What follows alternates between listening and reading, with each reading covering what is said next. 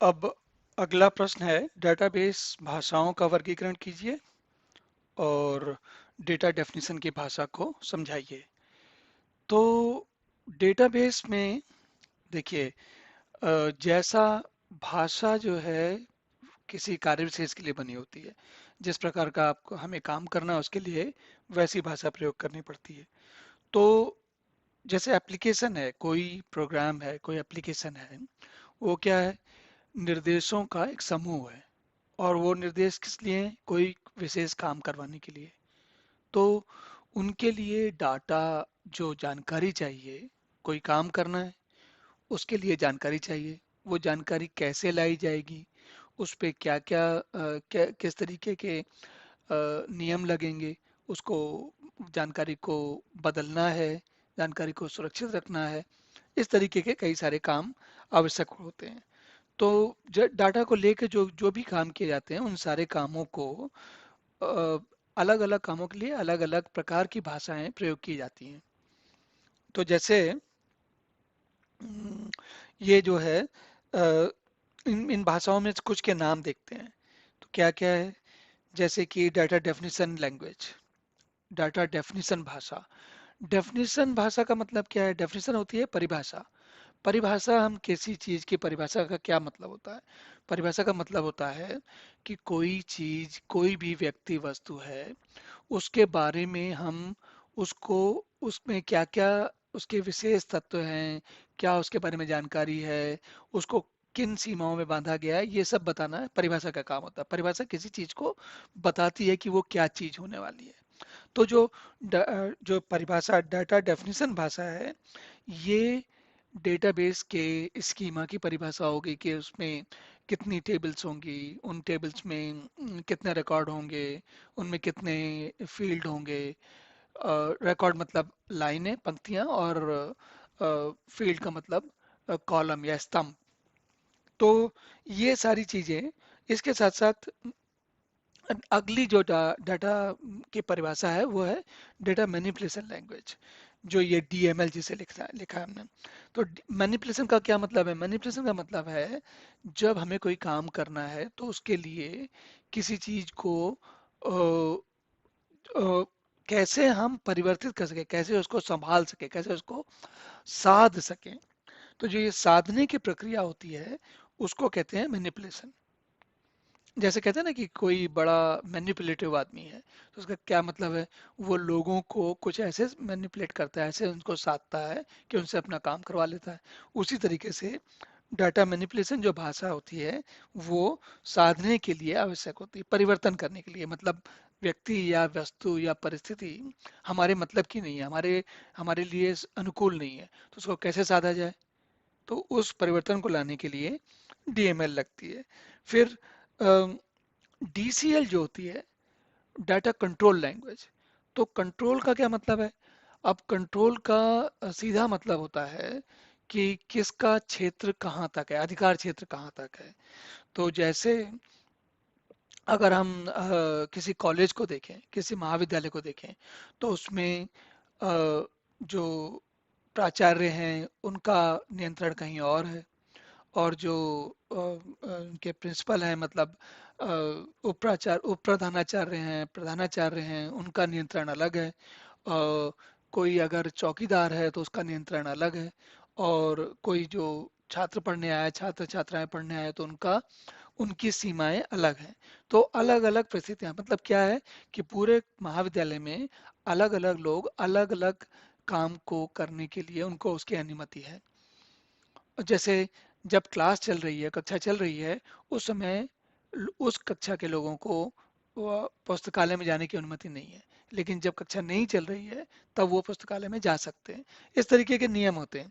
तो जो नियंत्रण के नियम होते हैं, उनको किसी डेटाबेस में जो डेटा रखा हुआ है, उसको पढ़ने के लिए, उसमें परिवर्तन करने के लिए, उसको हटाने के लिए, किसको ये अनुमति है, किसको नहीं है, ये डाटा कंट्रोल लैंग्वेज का काम होता है। अब एक और आती है, चौथी आती है ट्रांजैक्शन कंट्रोल भाषा। तो जो ट्रांजैक्शन कंट्रोल होती है, ट्रांजैक्शन का मतलब होता है, ट्रांजैक्शन होता है मतलब एक एक बार में जो किया गया काम है। जैसे एक बहुत साधारण सा उदाहरण है कि आप पुस्तकालय में गए और आपने अपना कार्ड लेकर पुस्तकालय के जो पुस्तकालय का जो संचालक होता है उसको दिखाया कार्ड, और एक किताब ली या चार किताबें ली या 10 किताबें ली या जितनी आपको संभव है दे ले सकते हो उतनी पुस्तकें आपने ली। तो अब एक बार में जितनी ली वो एक ट्रांजैक्शन कहलाती है।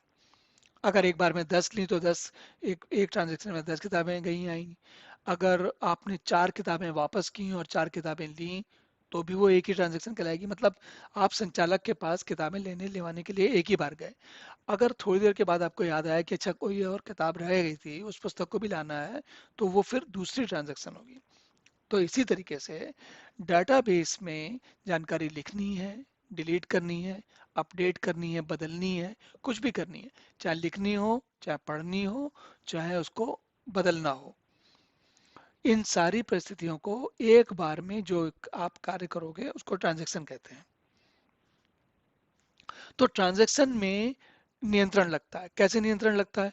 जैसे कि डेटाबेस में ये खासियत होती है, बाकी जगह पे जनरली नहीं देखने को मिलेगी आपको। क्या होता है कि आपने कहा कि हमको 10 काम करने हैं। अब वो 10 काम करने के बाद तो क्या होगा, डेटाबेस का जब हम लिखने जाते हैं या पढ़ने जाते हैं तो बीच में एक मध्यस्थ होता है, उसको कहते हैं बफर। बफर का मतलब मेमोरी का एक छोटा सा हिस्सा जहां पर आपकी दी हुई कमांड जो भी निर्देश हैं वो रहते हैं जब तक कि वो डेटाबेस में। ऐसा क्यों क्यों रहते हैं? ऐसा इसलिए होता है क्योंकि एक डेटाबेस को एक ही समय में अकेले एक व्यक्ति तो उसके पास काम करता नहीं है। एक ऐसा भी हो सकता है एक साथ लाखों लोग काम कर रहे हो, हजारों लोग काम कर रहे हो। तो हजारों लोग या लाखों लोग एक साथ तो लिख नहीं सकते, एक के बाद एक लिखेंगे। तो जब लिखते हैं, जिस समय लिखते हैं तो कभी कभी क्या होता है कि और लोग लिख रहे हैं इसलिए आप इंतजार कर रहे हैं, अपनी बारी आने का इंतजार कर रहे हैं।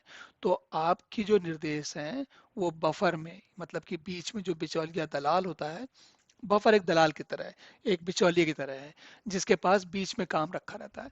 या अंतरिम स्थिति होती है, ऐसे कहते हैं ना कि वो कोई अगर किसी कंपनी में कोई सीईओ या वो अचानक हट गए तो जो समय मात्र के लिए थोड़े दिनों के लिए रहते हैं उनको अंतरिम, इंटरिम कहते हैं या बीच का कहते हैं।